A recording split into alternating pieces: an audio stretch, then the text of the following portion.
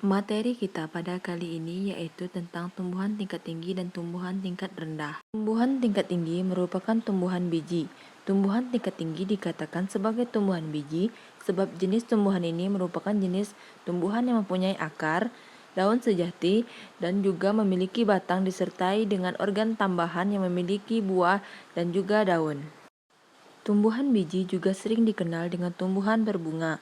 Bunga yang terdapat pada tumbuhan merupakan alat reproduksi atau juga sering disebut dengan alat perkawinan bagi tumbuhan. Tumbuhan berbiji dibagi menjadi dua golongan, yaitu tumbuhan yang berbiji terbuka atau yang sering disebut dengan gymnospermae, dan juga ada pula tumbuhan biji tertutup atau yang sering disebut dengan istilah angiospermae. Contoh tumbuhan tingkat tinggi diantaranya adalah tumbuhan paku-pakuan dan juga tumbuhan bunga-bungaan. Ciri-ciri tumbuhan tingkat tinggi yang pertama berkormus, sehingga disebut kormopita. Yang kedua, organ sudah dapat dibedakan dengan nyata atau jelas antara akar, daun, dan batang. Yang ketiga, mempunyai jaringan pengangkut atau fasikuler, contoh angiospermae, dikotil dan monokotil, dan gymnospermae. Ciri khusus, tumbuhan tingkat tinggi memiliki akar yang berbentuk serabut. Klasifikasi tumbuhan tingkat tinggi. Tumbuhan tingkat tinggi secara umum diklasifikasikan menjadi tumbuhan lumut atau brophyta, tumbuhan paku, pteridophyta, dan tumbuhan berbiji spermatophyta. Pertama, tidak mempunyai akar, batang, dan daun sejati. Lumut hanya mempunyai akar semu berupa rhizoid, batang semu, dan daun semu. Kedua, tumbuhan paku pteridophyta. Berdasarkan penggolongannya, tumbuhan paku memiliki pembuluh. Yang ketiga, tumbuhan berbiji spermatophyta. Tumbuhan berbiji meliputi tumbuhan berbiji terbuka atau gymnospermae dan biji tertutup angiospermae. Tumbuhan tingkat rendah yaitu salah satu jenis tumbuhan yang tidak pernah menghasilkan bunga.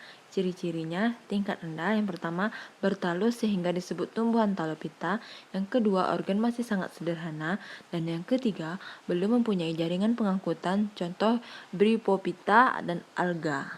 Selanjutnya yaitu hewan tingkat tinggi dan tingkat rendah. Tingkat tinggi yaitu vertebrata adalah hewan yang bertulang belakang, memiliki struktur tubuh yang jauh lebih sempurna dibandingkan dengan hewan invertebrata.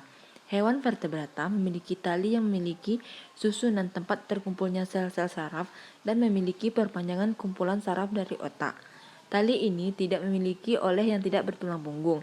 Dalam memenuhi kebutuhannya, hewan vertebrata telah memiliki sistem kerja sempurna, peredaran darah berpusat organ jantung dengan pembuluh-pembuluh menjadi salurannya. Ciri alat tubuh hewan yang bertulang belakang sebagai berikut.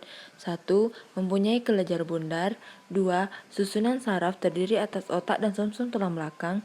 3. Bersuhu tubuh panas dan tetap dan bersuhu tubuh dingin dengan sesuai lingkungan. 4. Sistem pernapasan atau respirasi dengan paru-paru. 5. Alat pencernaan memanjang mulai dari mulut sampai ke anus yang terletak di sebelah vetran. 6. Kulit terdiri atas epidermis dan endodermis. 7. Alat reproduksi berpasangan kecuali pada burung. Vertebrata mempunyai kelas. Pertama, kelas Pisces atau ikan. 2. Kelas amfibi. 3. Kelas reptilia. 4. Kelas aves atau burung. 5. Kelas mamalia. Tingkat rendah yaitu invertebrata adalah hewan yang tidak bertulang belakang serta memiliki struktur morfologi dan anatomi lebih sederhana dibandingkan dengan kelompok hewan bertulang punggung belakang. Juga sistem pencernaan, pernapasan, dan peredaran darah lebih sederhana dibandingkan hewan vertebrata. Invertebrata mempunyai kelas atau filum. Yang pertama hewan berfori, yang kedua hewan berongga, yang ketiga cacing pipih, yang keempat cacing gilik, 5 cacing gelang, 6 hewan bertubuh lunak, 7 hewan bertubuh berruas-ruas, 8 hewan berkulit duri, dan 9 hewan bersel satu.